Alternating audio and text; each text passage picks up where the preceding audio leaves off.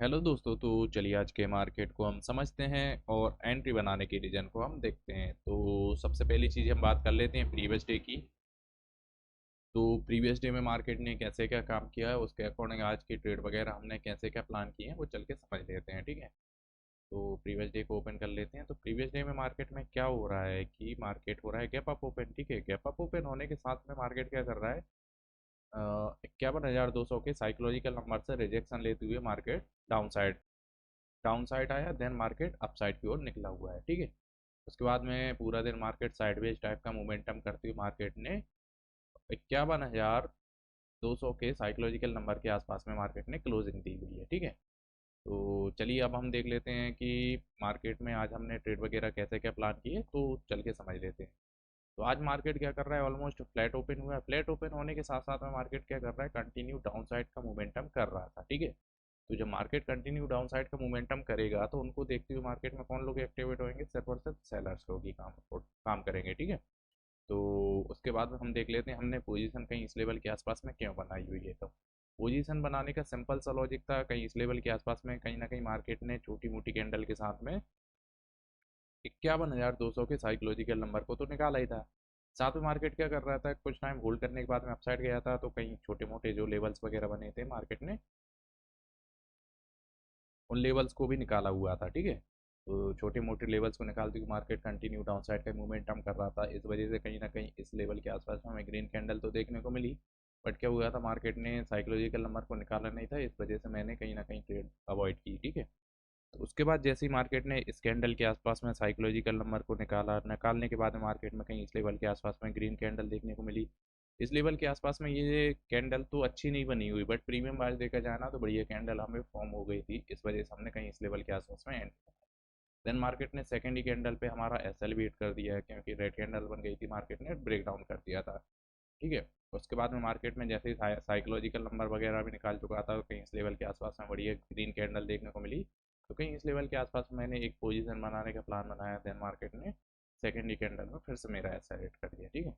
उसके बाद में क्लियर कंफर्मेशन का मैं वेट करता रहा, कहीं इस लेवल के आसपास मार्केट में मुझे पोजीशन बनाने के लिए मार्केट ने टाइम भी दिया हुआ है, बट मैं क्लियर कंफर्मेशन का वेट कर रहा था। कहीं इस लेवल के आसपास मुझे क्लियर कंफर्मेशन देखने को मिला, देन मैंने एंट्री बनाई कहीं इस लेवल के आसपास में। उसके बाद मार्केट ने कंटिन्यू अपसाइड में भी मूवमेंटम किया है, बट प्रीमियम देखा जाए ना तो स्पॉट चार्ट पर तो मूवमेंटम ठीक ठाक होने को हो गया था, बट प्रीमियम में इतना जंप देखने को मिल नहीं रहा था। इस वजह से कहीं ना कहीं मैंने पोजीशन को निकालने का भी प्लान बनाया, क्योंकि मार्केट जाहिर सी बात है कि आराम से प्रीमियम में मूवमेंट नहीं आ रहा है।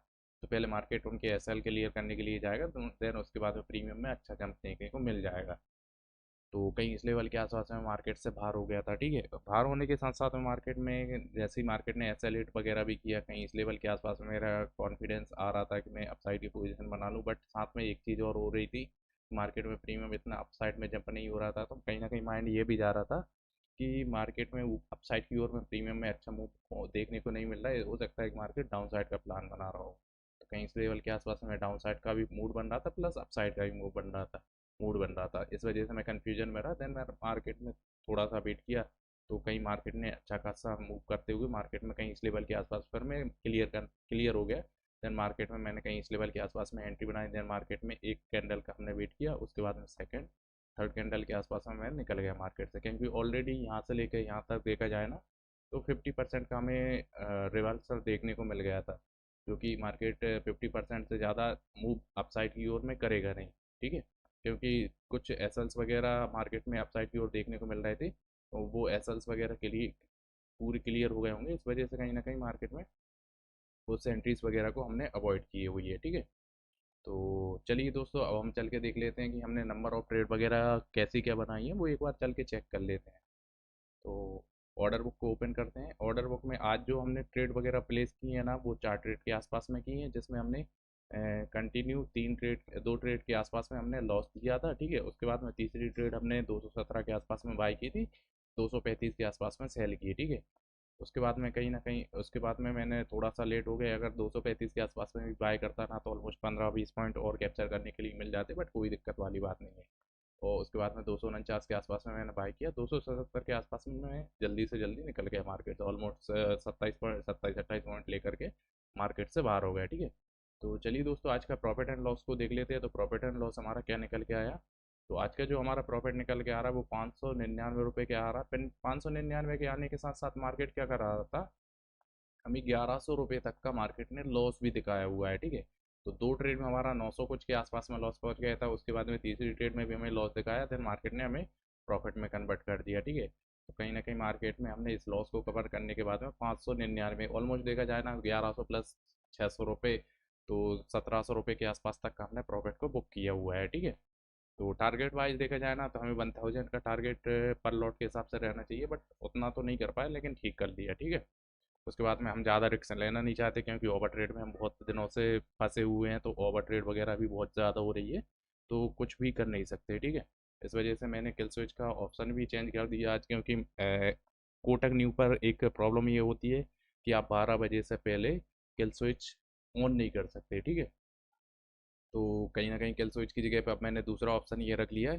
कि 10 बजे के बाद में मैं नो ट्रेड। ठीक है, तो चलिए अब हम आज के टुडे के टारगेट वगैरह देख लेते हैं। तो हमने आज के क्या टारगेट वगैरह रहे हैं वो चल के देख लेते हैं।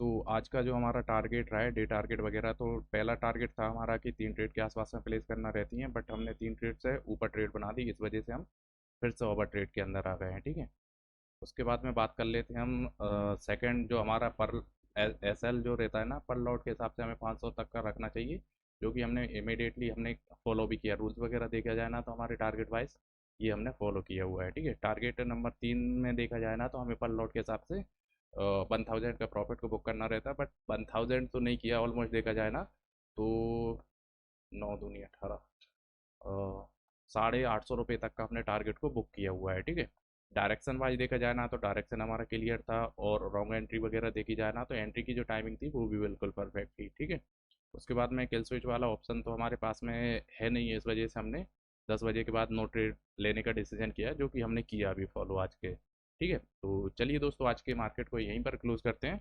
Thank you so much.